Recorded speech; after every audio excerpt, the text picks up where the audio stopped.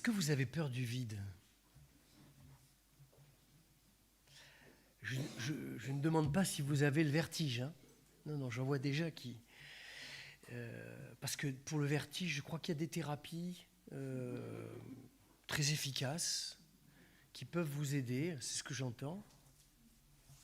Non, je parle d'un autre genre de vide, un vide qui s'apparente au silence, qui s'apparente à l'absence, au sentiment du vide, peut-être même l'expérience d'un vide intérieur. Et le récit de l'ascension que nous avons entendu et que nous allons réentendre, que Luc d'ailleurs est le seul à nous raconter,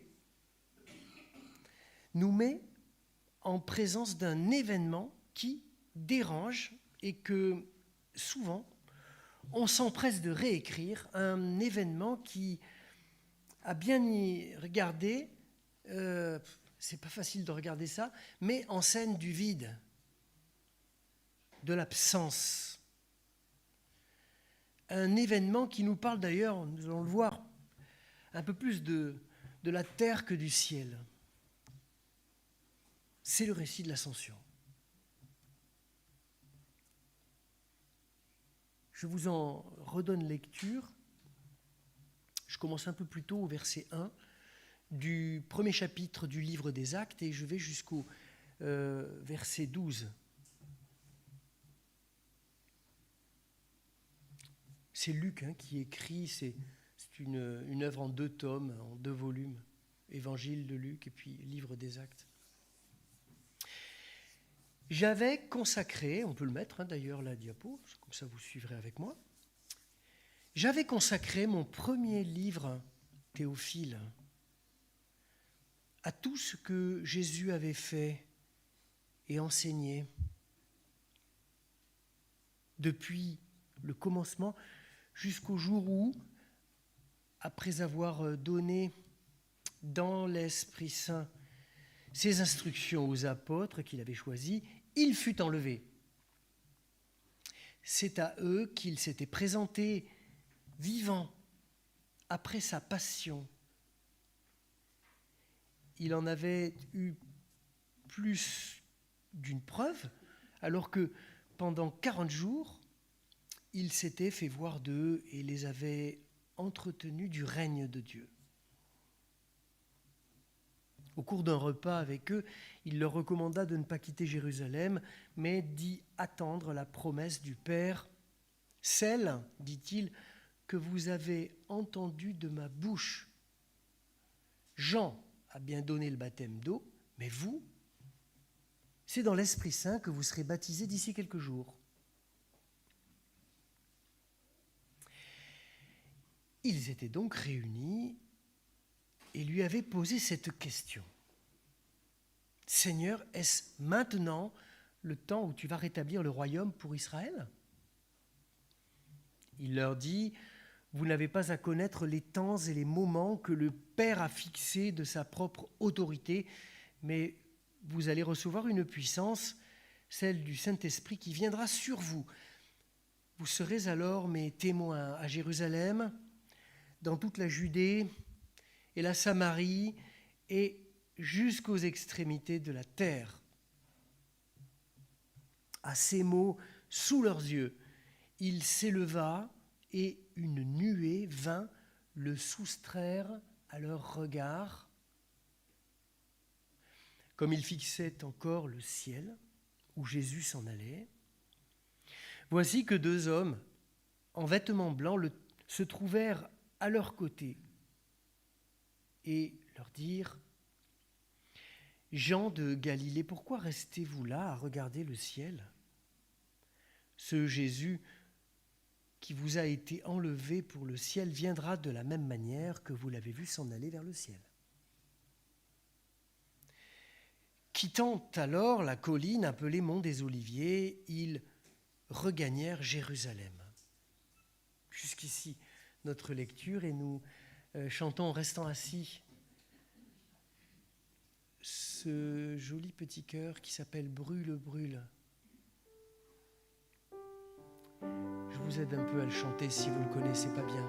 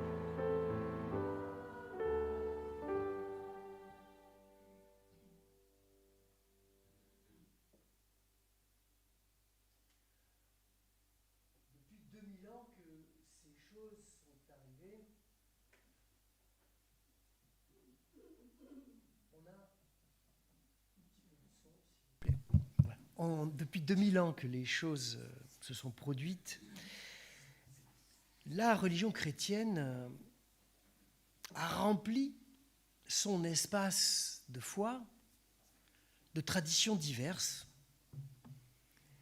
On a surchargé l'espace de systèmes très divers, dogmatiques. On a, au Moyen-Âge, rempli les églises de statues, de tableaux de prières, de rituels, de paroles. Mais ce que le récit de l'Ascension met en évidence, et avant lui, les récits de la crucifixion et de la résurrection, c'est exactement le contraire. Les évangiles mettent au centre de leur récit et de leur espérance une absence, un vide. À la croix, Dieu brille par son absence, par son silence. Malgré les appels désespérés de son Fils, dans une religion normale, Dieu aurait déployé toute sa puissance pour sauver son Fils. Pâques, après la Passion, c'est l'histoire d'un tombeau vide. Là où il devait y avoir un corps, il n'y a plus personne. Le vide, acte 2. Et à l'Ascension, acte 3, Jésus prend la décision de s'absenter, de disparaître, de laisser un vide. Et paradoxalement, ces absences, ces vides, eh bien, elles forment ensemble une bonne nouvelle. Et c'est ce que nous allons essayer de saisir, de comprendre ce matin.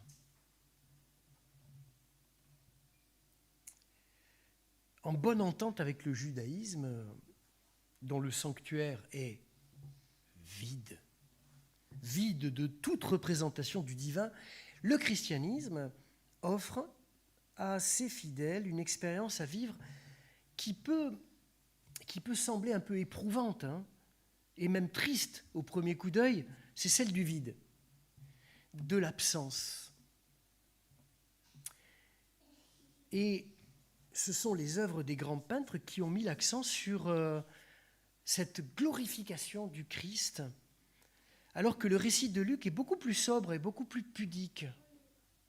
Jésus est élevé, il est enlevé, une nuée le dérobe, point.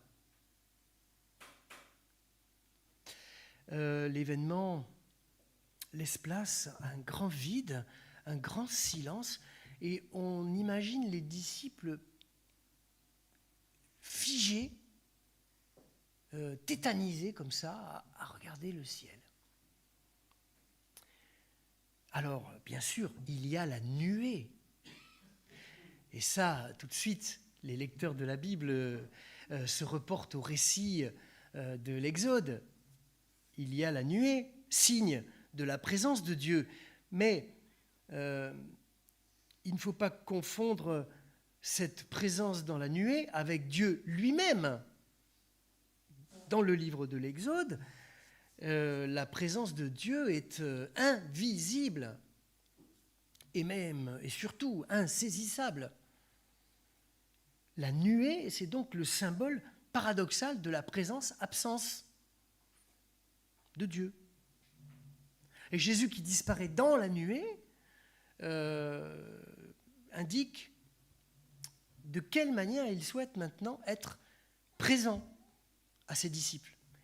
Présent dans l'absence. Il est désormais vivant en Dieu, mais d'une manière qui nous échappe. Et face à ce mystère-là, pas facile à comprendre, à admettre, l'Église, à grand renfort de prédication, de célébration et de tableaux de maîtres va s'empresser de combler ce vide vertigineux, de réduire cette distance insupportable en décrivant la gloire du Christ, sa vie céleste, environné de l'armée céleste, des anges, ce Christ tirant d'en haut les ficelles de l'histoire du monde. Tenez, je vous propose deux œuvres de maîtres. On peut les mettre, si vous voulez, on peut les projeter, les tableaux. Merci. La première est du 15e, fin du 15e. Et vous voyez cette foule dans le ciel autour de Jésus, d'anges, de musiciens, c'est tout à fait glorieux. Il y a en bas la foule des disciples avec Marie au centre.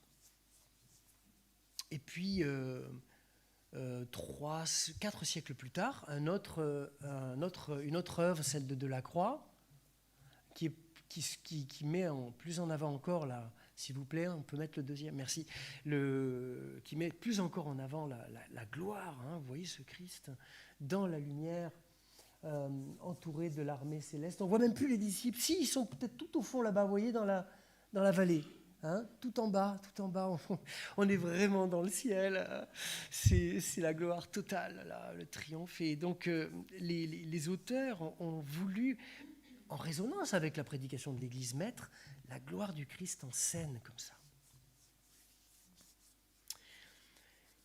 Et comble de tout, il va falloir que Dieu envoie des anges pour ramener nos disciples sur la terre. Vous voyez,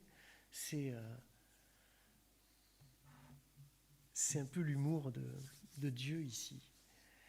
Parce que pour eux, pour les disciples, c'est là que ça se passe. Là est leur place. Là se trouve le lieu de leur témoignage, de leur service. Nulle part ailleurs. Et les hommes en blanc ne sont pas là pour combler le vide.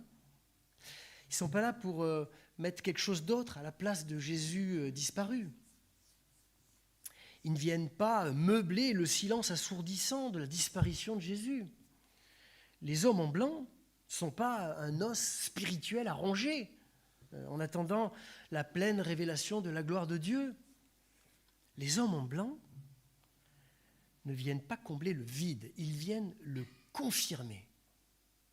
Ne restez pas là à regarder le ciel.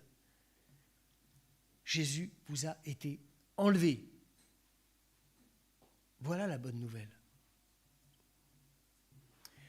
Vous voyez que les caméras lucaniennes, si on fait un peu de cinéma, c'est le festival de Cannes qui commence là.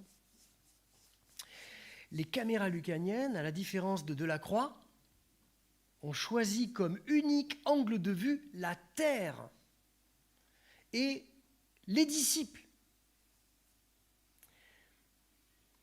Jésus laisse donc le vide, l'absence. Ce n'est pas une fuite de sa part, c'est une stratégie. Il faut que silence se fasse, il faut que vide se creuse en lui, en eux,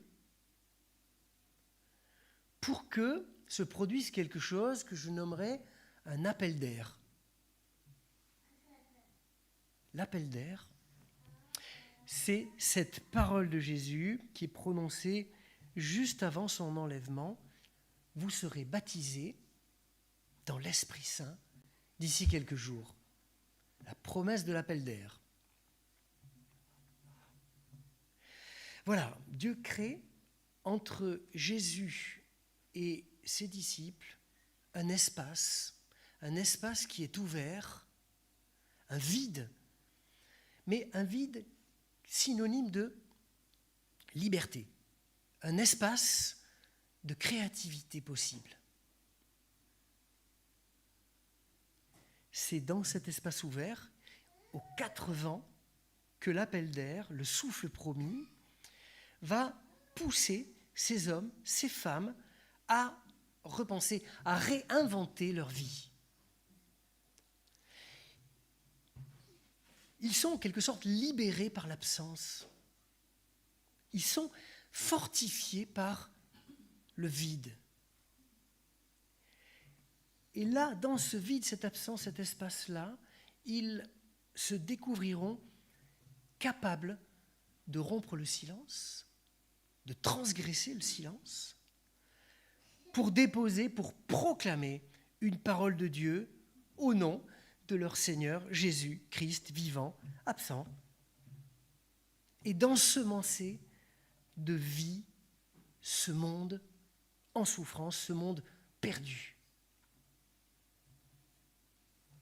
Voilà, c'est dans cette absence, ce vide, et seulement là, que Christ veut être reconnu, découvert, suivi, aimé et servi.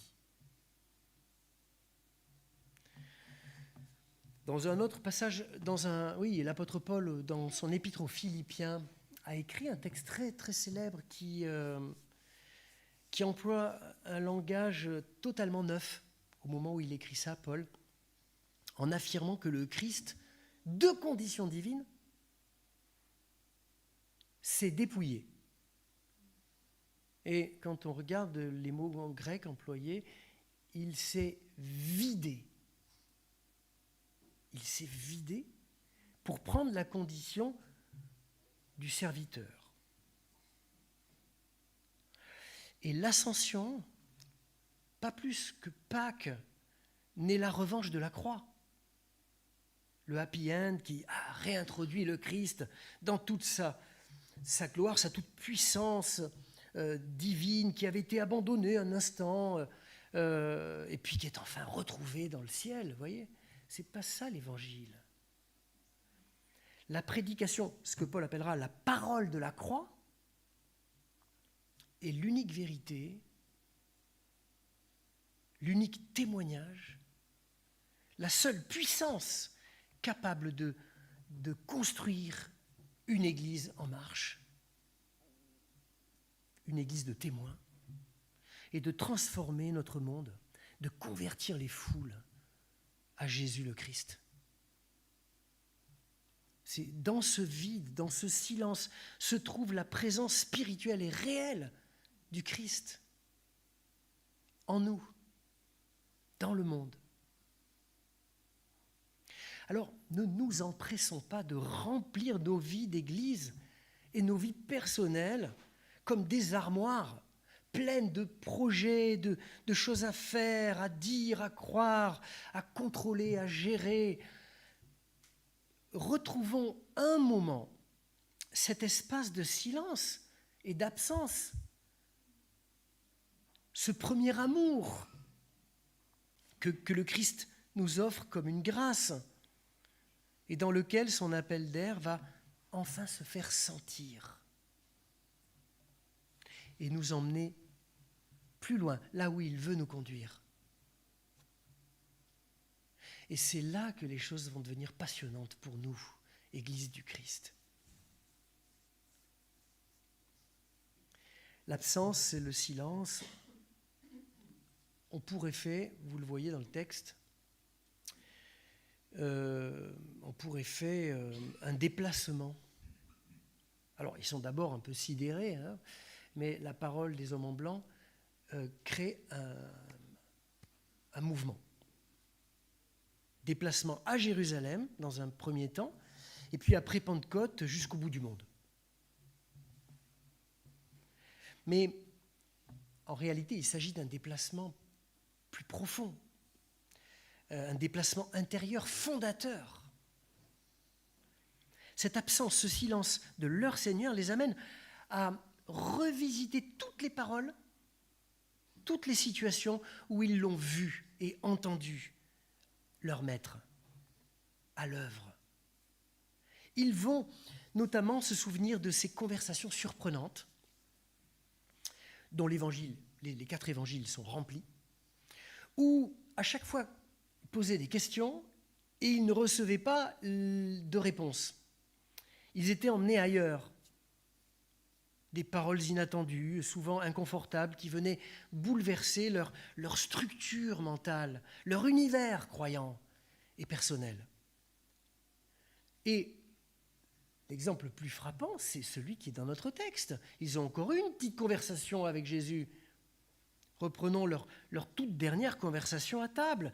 Elle est emblématique de cette relation qui déplace, qui dérange, qui vous emmène ailleurs, là vous ne savez même pas où vous pourriez aller un jour. Question des disciples, Seigneur, est-ce maintenant que tu vas rétablir le royaume d'Israël ? Moi, j'entends cette question aujourd'hui, dans notre actualité. Waouh !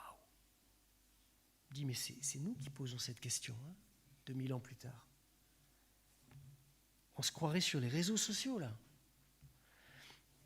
Dont certains évangéliques, où l'on se croit autorisé à expliquer, Bible en main, l'actualité du plan de Dieu, les événements à venir, à grand renfort de prophéties, tout est clair.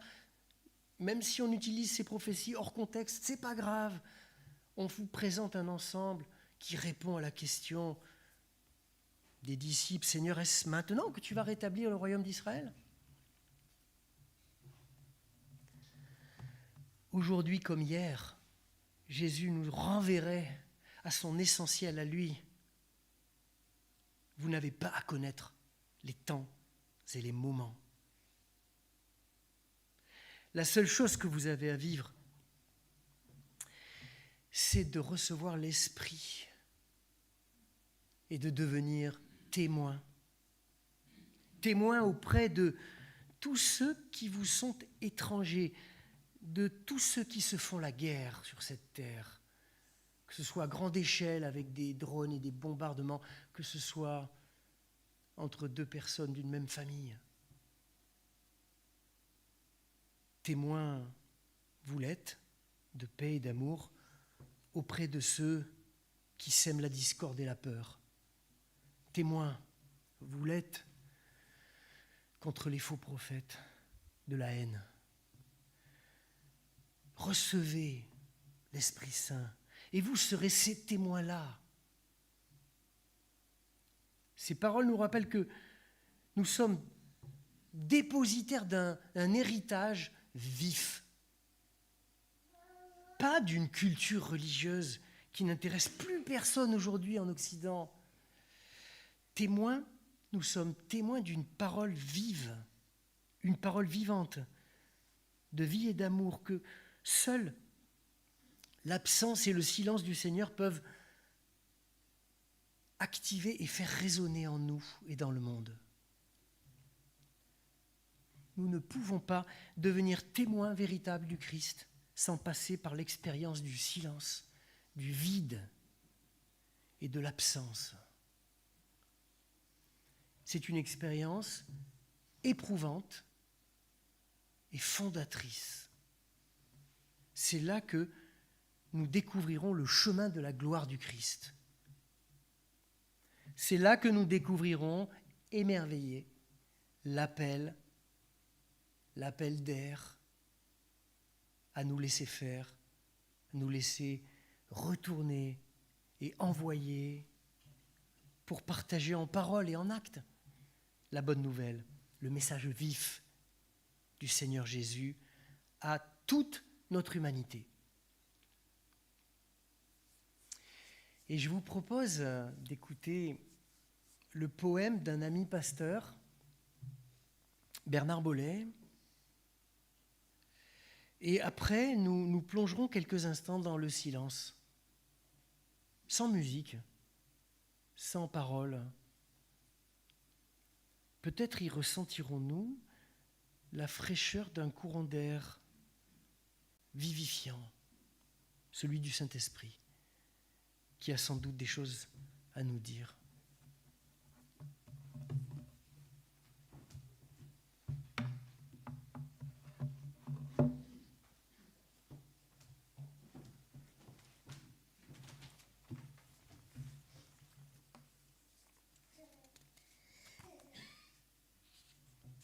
Du vide.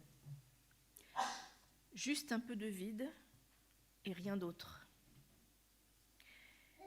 Comme au premier jour de la création, comme au premier jour de la nouvelle création. Au cœur du tombeau, comme au plus profond du temple, où il n'y avait ni statue, ni image, mais du silence et du vide, et peut-être de la poussière.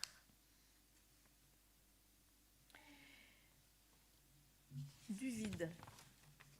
Voilà le bien le plus précieux et le plus difficile à accueillir pour moi, saturé d'images et de bruit, mais jamais rassasié. Pour moi, toujours en quête de stimulation extérieure, mais jamais apaisé. Ce n'est pas la nature qui a horreur du vide, c'est moi.